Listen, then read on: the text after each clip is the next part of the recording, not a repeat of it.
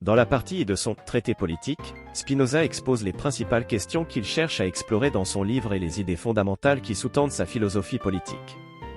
Tout d'abord, il explique que son but est d'examiner la manière dont les êtres humains vivent en société et de déterminer le type de gouvernement qui permettrait de réaliser le bien commun. Pour cela, il entend aborder des questions telles que la nature de l'État, les relations entre l'État et les individus, la relation entre la religion et la politique, etc. Ensuite, Spinoza expose sa conception de l'homme et de la société. Selon lui, les êtres humains sont des êtres sociaux par nature, qui ont besoin de vivre en communauté pour satisfaire leurs besoins fondamentaux. Il explique que l'homme n'est pas un être isolé, mais qu'il est par nature en relation avec les autres. C'est donc en s'organisant en communauté que les êtres humains peuvent répondre à leurs besoins et assurer leur sécurité. Enfin, Spinoza souligne l'importance de la raison dans la vie politique. Selon lui, la raison est l'outil le plus important pour comprendre la nature de l'État et pour déterminer le type de gouvernement qui convient le mieux à une société donnée. Il affirme que la raison est indispensable pour parvenir à une organisation sociale juste et harmonieuse. Ainsi, cette première partie du traité politique de Spinoza pose les fondements de sa philosophie politique et expose les principes qui guident sa réflexion sur la manière dont les êtres humains peuvent vivre en société de manière juste et harmonieuse. Dans la partie 2 de son traité politique, Spinoza approfondit sa réflexion sur la nature de l'homme et de la société, et sur la manière dont ces derniers sont liés à la politique. Spinoza affirme que la nature humaine est fondamentalement sociable. Les êtres humains ont besoin de vivre en communauté pour répondre à leurs besoins fondamentaux tels que la sécurité, la nourriture, le logement, etc. Selon Spinoza, les êtres humains sont interdépendants, et la vie en communauté est une nécessité pour leur bien-être et leur survie. Il considère que l'organisation sociale est une réponse aux besoins de l'homme. Pour Spinoza, la société est un corps politique qui a pour objectif de maintenir l'ordre et la stabilité en vue de garantir la sécurité et le bien-être de tous les individus. La société est donc un ensemble d'individus qui, pour survivre, ont décidé de se soumettre à un pouvoir qui garantit leur sécurité. En outre, Spinoza distingue entre la nature de l'homme et la culture. Selon lui, la culture est une construction sociale qui sert à répondre aux besoins des êtres humains. Les normes, les règles et les traditions sociales sont établies pour organiser et réguler les comportements humains. Ainsi, la culture est une réponse à la nécessité d'une vie en communauté, qui est inhérente à la nature de l'homme. Enfin, Spinoza souligne que la politique est fondée sur la raison. Pour lui, la politique est une question de choix rationnel et de prise de décision. Il considère que la raison est la clé de voûte de la politique, car elle permet de comprendre les besoins et les aspirations des individus, ainsi que les mécanismes sociaux qui régulent leur comportement. En somme, cette partie du traité politique de Spinoza expose les fondements de la politique, en expliquant comment la nature de l'homme et de la société sont liées à la vie politique, et en soulignant l'importance de la raison dans la compréhension de la politique. Dans la partie 3 de son traité politique, Spinoza se concentre sur la nature de l'État et sur les fondements de son pouvoir. Tout d'abord, Spinoza définit l'État comme un pouvoir souverain qui a pour objectif de maintenir l'ordre et la sécurité au sein de la société. L'État est un pouvoir centralisé qui s'impose sur les individus et les groupes sociaux qui le composent. Selon Spinoza, l'État a le monopole de la violence légitime et doit être capable de garantir la sécurité des citoyens. Ensuite, Spinoza explore les fondements du pouvoir de l'État. Il considère que l'État tire son pouvoir de la volonté des citoyens.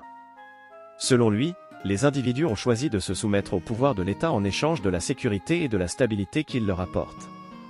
C'est donc la volonté du peuple qui confère au pouvoir étatique sa légitimité. De plus, Spinoza affirme que l'État doit être capable de protéger les libertés fondamentales des individus. Pour lui, l'État doit garantir la liberté de pensée et d'expression, la liberté de religion, ainsi que la liberté de propriété. Ces libertés sont essentielles pour le bien-être et la dignité de chaque individu. Enfin, Spinoza souligne l'importance de la loi dans le fonctionnement de l'État. Pour lui, la loi est l'expression de la volonté du peuple, et elle doit être respectée par tous les citoyens. La loi est un moyen de réguler les comportements humains et de garantir l'ordre et la stabilité de la société. En somme, cette partie du traité politique de Spinoza expose les fondements de l'État, en expliquant sa nature et en soulignant les principes qui régissent son pouvoir et son fonctionnement.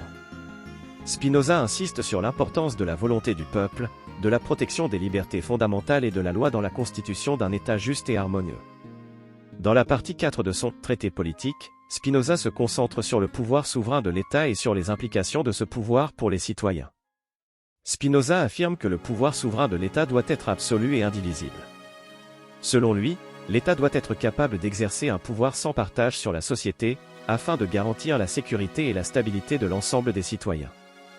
Il considère que la division du pouvoir affaiblit l'État et crée des conflits internes qui menacent sa survie. En outre, Spinoza affirme que le pouvoir souverain de l'État doit être exercé dans l'intérêt du peuple. Il considère que le pouvoir étatique a pour objectif de promouvoir le bien commun et le bien-être de l'ensemble des citoyens. Selon lui, l'État doit être guidé par la raison et la justice, afin de garantir l'égalité et la dignité de tous les individus. Enfin, Spinoza souligne que le pouvoir souverain de l'État doit être limité par les lois et les droits fondamentaux des citoyens.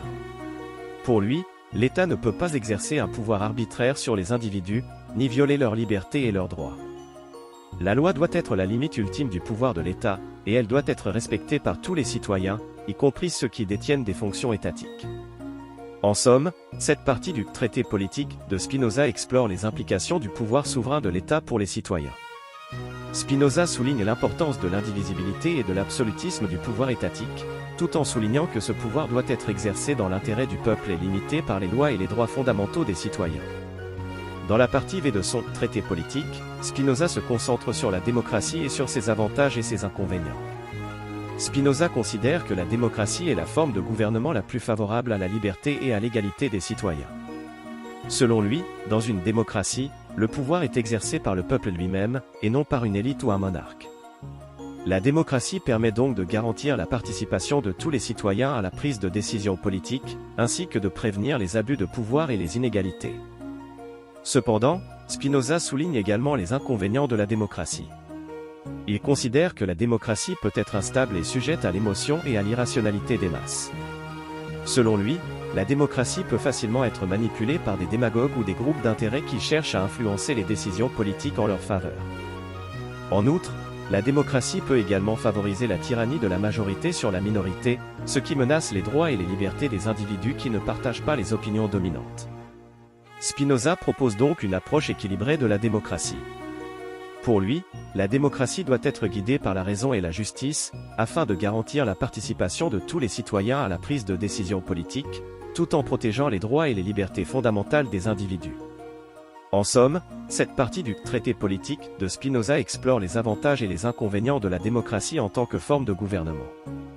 Spinoza souligne l'importance de garantir la participation de tous les citoyens à la prise de décisions politiques, tout en protégeant les droits et les libertés fondamentales des individus, afin de maintenir un équilibre juste et équitable entre les intérêts de la majorité et ceux de la minorité. Dans la partie 6 de son traité politique, Spinoza examine la relation complexe entre la religion et la politique. Spinoza estime que la religion est une affaire privée et qu'elle ne doit pas être mêlée à la politique. Il considère que l'État ne doit pas avoir de pouvoir sur la religion, ni être influencé par elle dans la prise de décision politique.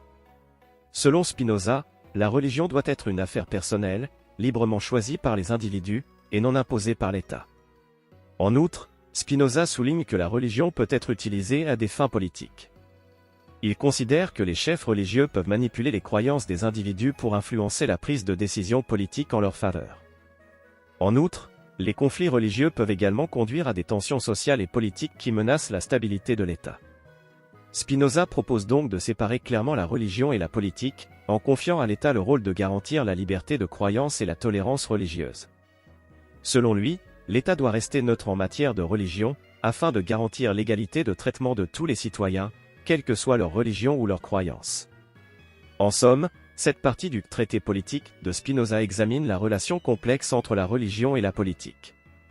Spinoza souligne l'importance de séparer clairement la religion et la politique, afin de garantir la liberté de croyance et la tolérance religieuse, tout en évitant les conflits religieux et la manipulation de la religion à des fins politiques. Dans la partie 7 et dernière partie de son traité politique, Spinoza conclut son ouvrage en récapitulant les principaux points qu'il a abordés tout au long de son livre. Spinoza souligne l'importance de la raison et de la science dans la compréhension de la politique. Selon lui, la politique doit être guidée par la raison et la justice, et non par l'émotion ou l'intérêt personnel. Il considère que l'État doit être fondé sur des principes de liberté, d'égalité et de tolérance, afin de garantir la participation de tous les citoyens à la prise de décisions politiques, tout en protégeant les droits et les libertés fondamentales des individus. En outre, Spinoza souligne que la politique doit être adaptée aux besoins et aux caractéristiques de chaque société. Il estime que la politique ne peut pas être universelle, mais doit être adaptée à chaque contexte particulier, en prenant en compte les traditions, les coutumes et les besoins spécifiques de chaque communauté.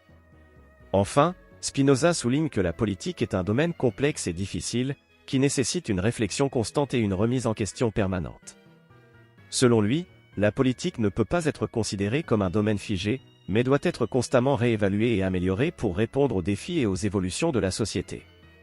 En somme, cette partie finale du traité politique de Spinoza récapitule les principaux points qu'il a développés tout au long de son livre, en soulignant l'importance de la raison, de la justice et de l'adaptation à chaque contexte particulier dans la politique.